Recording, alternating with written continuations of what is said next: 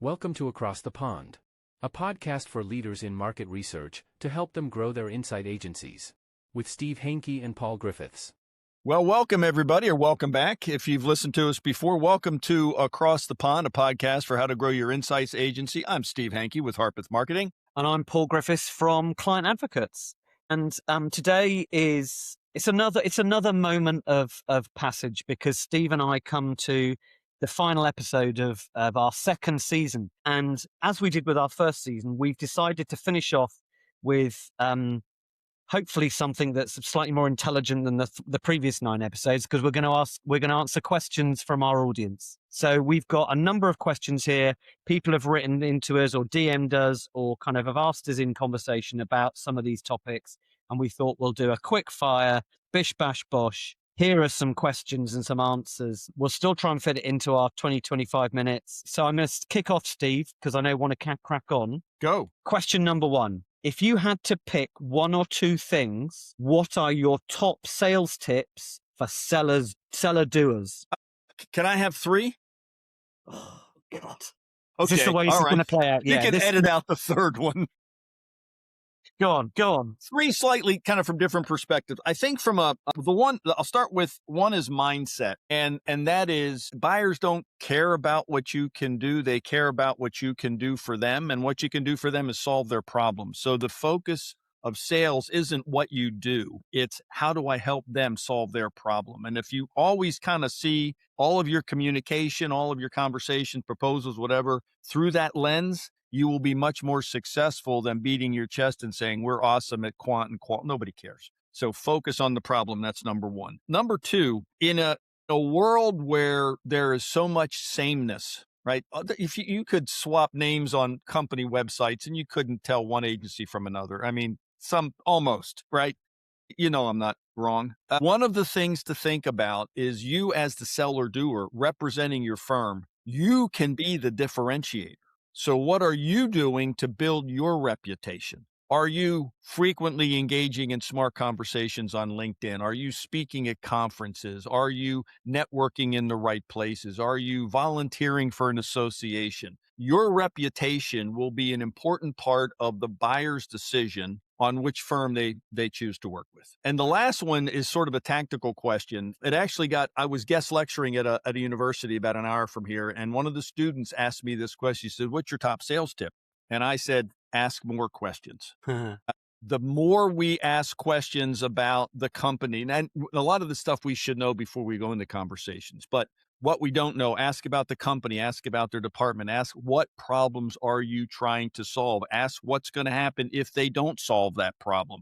The more we understand what is going on at that firm, the more prepared we are to respond in the most effective way possible. So I think the best salespeople in the world are masters at asking questions. I think you can basically learn everything you need to know to win the business by asking good questions. We just tend to show up and throw up. And so the less of that we can do and the more question asking we can do, the more successful we can be. So focus on their problems, build your reputation, ask more questions. Job done. Right. What have you got for me? Okay, you don't. Do you have any answers? But before we move on, do you have any? No. You know what? Okay. I think that's good, and we've got enough questions. One mote of wisdom is enough. Okay, this one came in, and this is an interesting question: is how do we decide which clients should be included in our new key account planning process? Ooh. Okay, so that's a good question. The obvious answer is your biggest clients, but I think But I think it has to go beyond that. So. I like to put everything on a grid, a 2x2 grid, and I might have on that grid potential and on one axis and depth of performance or kind of depth of relationship on the other. Because quite often what you find is that there are accounts where you have really good relationships and deep relationships, but honestly, they're not going to spend any more with you. So maybe, you have to kind of treat those in terms of key account relationship planning in a different way from a client relationship where they maybe the potential may be very strong, but the relationship is less deep.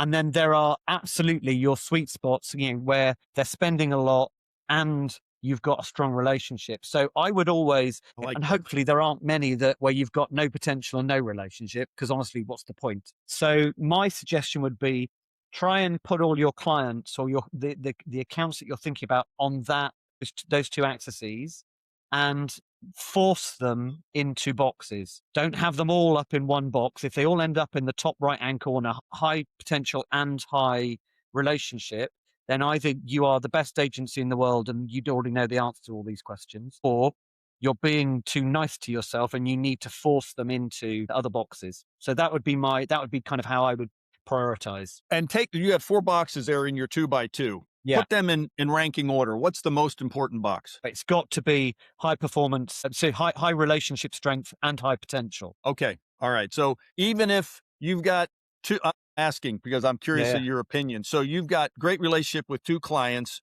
Yeah. One's doing $100,000 a year. Pick a number, $500,000 a year. Yeah. The other one's doing $100,000 a year, but could be doing $2 million. Both are important, right? Okay. Yes. Yeah. Absolutely, both are important, but the way you prioritize them and the way you put your resources into them and the way you treat those as key accounts, I think differs. Because the one where you've got the strong relationship and they're spending money with you, but they're unlikely to spend much more because you've got a significant share of wallet or whatever else, that's a relationship you need to keep ticking over. It's a kind of there's lots of maintenance involved there. Whereas the other one, there is lots and lots of focus. You've got to work out how to cross-sell, how to upsell, how to tendril your way into that organization. So it's a different mindset and maybe a different level of resourcing. And I think the reality is, Paul, more clients are going to fall into that category because so many firms tend to get pigeonholed. Yes. Yes. You know, and everybody's happy and it's going well. And we don't even think to ask the question, well, what else could we be doing? And we get pigeonholed. One other thought about key account process, and I think I know how you feel about this, but I am a big believer in the key account manager, that somebody needs to own that relationship. One person needs to be the there's lots of people involved, obviously, but in terms of owning it and being responsible for keeping and growing that client, somebody gets assigned to them. Yes, absolutely. And that's part of that decision-making process of which of your key accounts, because you will find there are certain people by dint of their roles or responsibilities or general acumen that they may already have relationships with those clients, and therefore the depth of relationship is denoted by some of that analysis and prioritization you've just done. Okay, good. Okay. Right, I've got one for you. The question was, I'm interested to hear your thoughts on how much weight or credibility a company website carries these days. Do you feel it's more or less redundant now in the context of LinkedIn? That's an interesting question. I am still a huge fan of websites. I don't think they've been replaced, nor will they be replaced anytime soon by LinkedIn, for a couple of reasons. I think from a kind of in general high-level perspective, websites are for companies. LinkedIn is for individuals. Now, obviously, there are company pages in LinkedIn and there are profile pages on websites.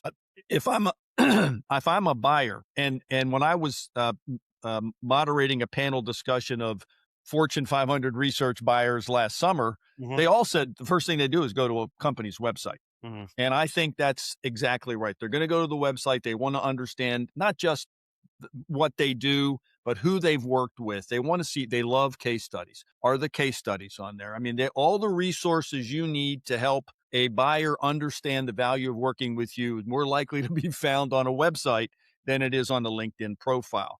But as I mentioned a few minutes ago, when sort of building your reputation as a salesperson, that's what LinkedIn is for. I think it's there that you get to become who you want to be in terms of representing your organization and growing your own personal brand.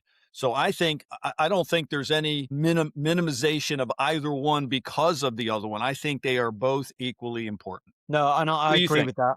No, I agree with that. I think a website is kind of like a hygienic. You've got to have it. It proves your existence. It proves you're credible. To your point, it gives reassurance. I'm not convinced it's what makes clients choose you or work with you. But in the process of doing the research to understand whether they want to start to talk to you, it's an important credibility setter in that regard. Yeah, I don't know that they will necessarily choose you because of your website, but they might choose not to. If you not to work with you yes, because of what's not on your websites. yes, Yes. absolutely. I think that's a Yeah. nice build. I think that's a nice Okay. build. Excellent.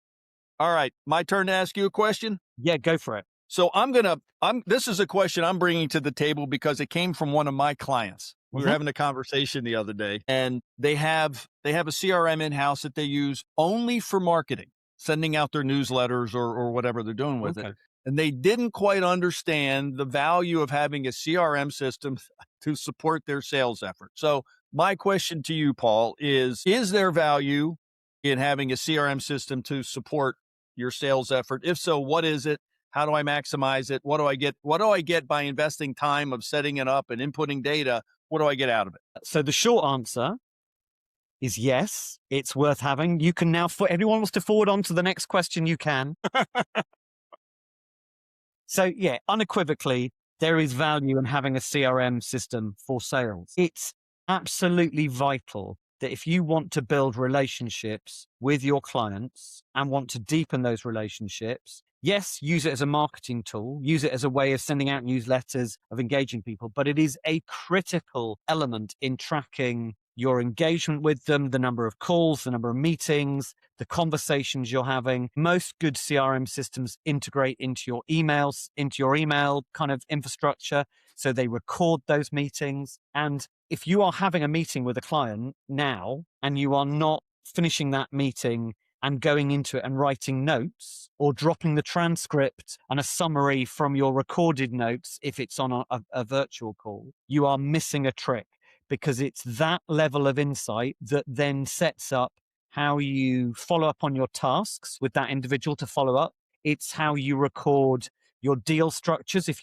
you're using CRM system to track deals. It's recording the amount of time it takes you to transfer those deals from, we've had an initial interesting conversation, they mentioned there might be something over here they're thinking about, through to, right, you know what, I've got them on another call.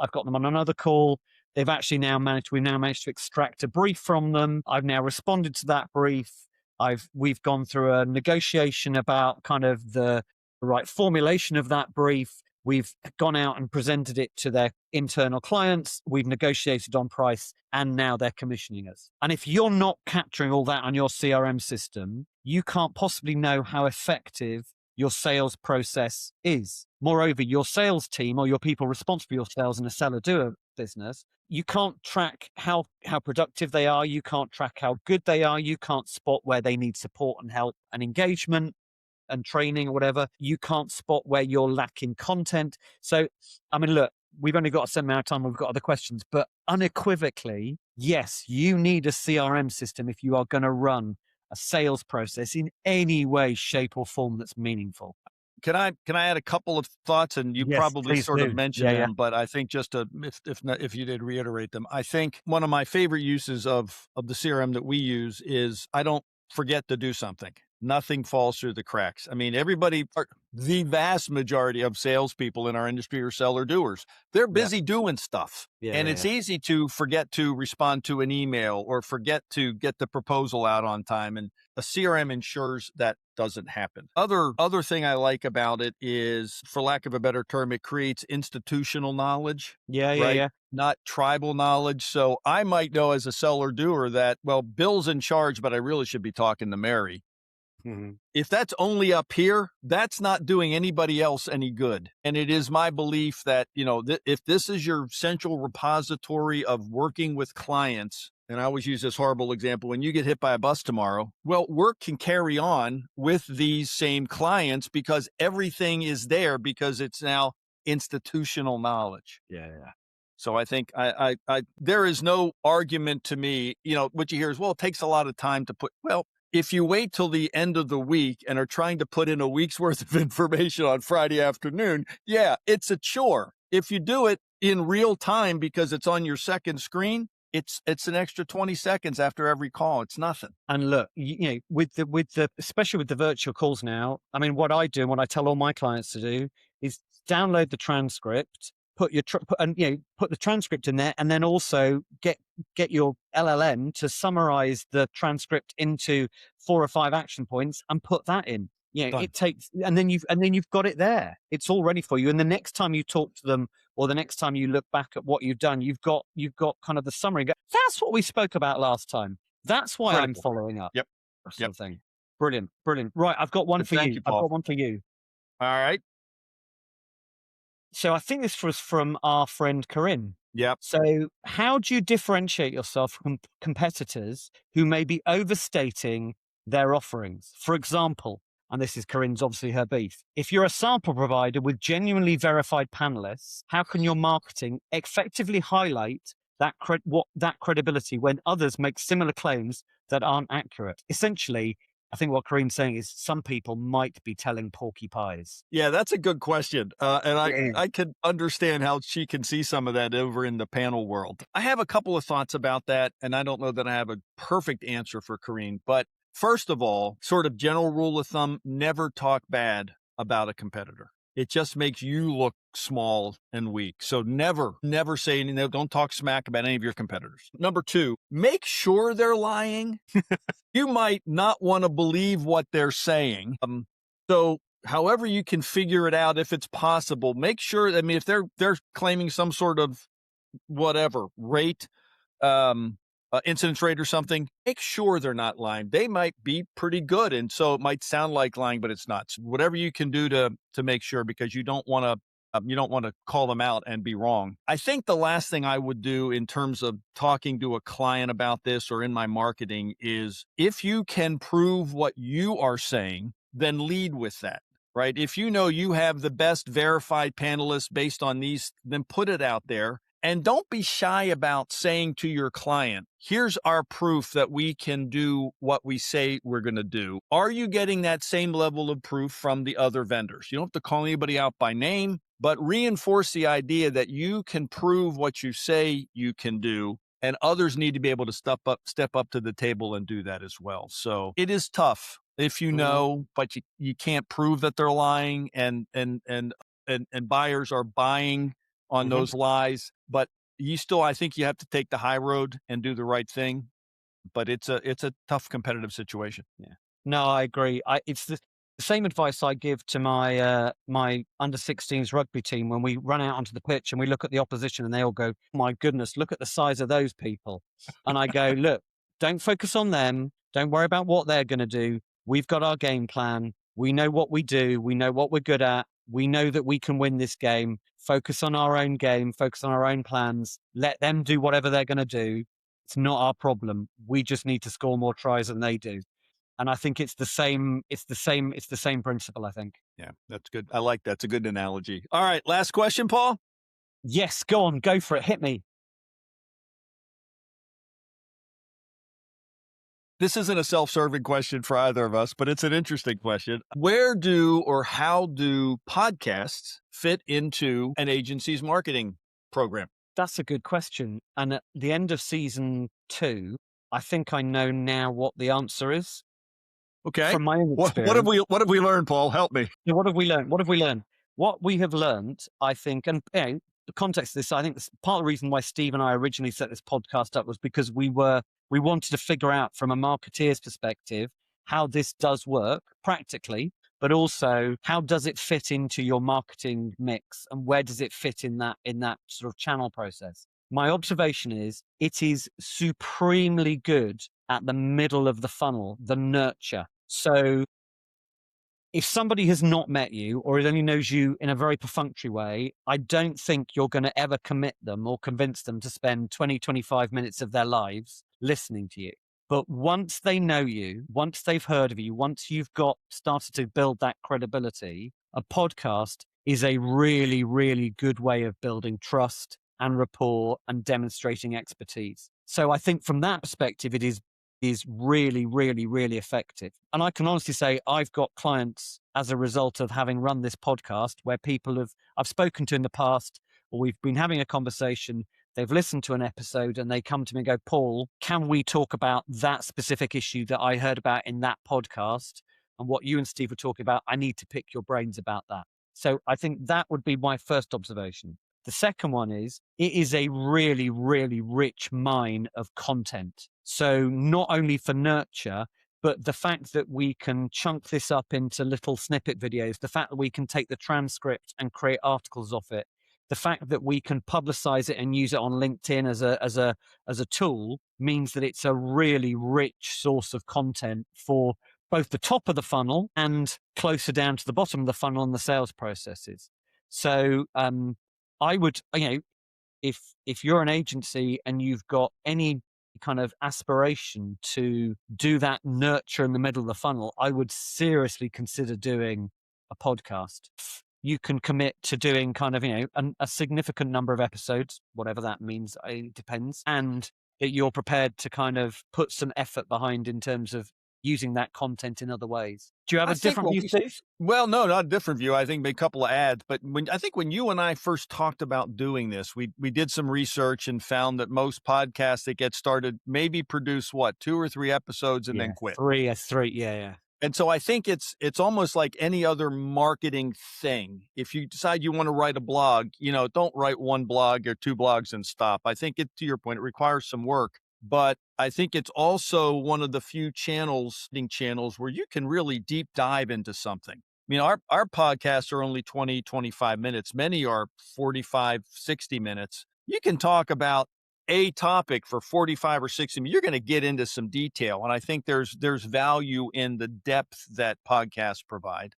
And I think, like all podcasts, it's portable. So if anybody's out taking a walk in the afternoon, they can still listen to it, all of that stuff. I think what you also said earlier, I completely agree with, it's one of the ways, because they hear you and in some cases see you, it's a great trust builder. I think the one thing that you have to remember, and I think you and I do a pretty good job of this, and it's like any good content, is you've got to promote it effectively. It might be the best 20 minutes of podcast on the planet, but if nobody knows it happened, then it's not doing anybody any good. Just to be clear, Steve, I don't think we can ever claim over our 20 episodes that we've ever produced the best podcast content in the world. Who's going to argue with us, Paul? Come on. Well, our 2 listeners. Both of them love what we do. But I think, I think promotion, it's like any other good piece of decent content. You got to promote it. You got to get it out there, to your point, repurpose it, break it up, use it in other ways. I think if you are, and you do the back end of this for us, Paul, which I am eternally grateful. It's not that onerous to produce a podcast, I don't think, right? So if you're thinking about it and you've got a unique point of view, because there are certainly other podcasts in our industry, it is absolutely worth considering. Yeah. And I don't know how Paul feels about this. I have a blast doing this with him. So it's the most fun marketing channel that Steve Hankey gets involved with. That's for sure. No, look, and I think that's right. I mean, just if anyone's listening and wants to know anything about podcasts, we use the Riverside platform, which we've found to be really useful. To Steve's point, I kind of do the back end editing on it, and I am a technological idiot. And I can do it really, really effectively. I mean, the content's not great, but the actual editing process is very straightforward. So yeah, if you ever want to kind of, anyone wants to pick our brains about podcasts and kind of how to do them and some of the practical technical stuff, I'm sure Steve and I can very happy to share our views and our experiences. I think that's it, Steve. I've got one surprise question for you. It's going to be fine. It's going to be fine. It's very simple. It's a yes or no answer. I'm not going to be qualitative in this. Should we do a season 3? You know what, Paul? I will say this to you. If we really only had 2 listeners, I would still want to do a season 3 with you. Bless you. I think the fact we've now got 4, I think suggests that we will be back for season 3. Absolutely. Sometime probably in the late summer, early autumn. Steve, thank you very much for your answers. Thank you to our listeners and watchers for all the questions and for all the engagement over season 2. Hope it's been useful. We'll continue to kind of put out content over the summer and snippets and do all the stuff that we just talked about in terms of pre-purposing some of this stuff. But for the moment, thank you very much, Mr. Hankey. It's been lovely to do this with you, and I will see you for season 3 sometime soon. I'd like that very much, Paul. I'm looking forward to it as well. To all of our listeners, thank you for putting up with our hijinks here every couple of weeks.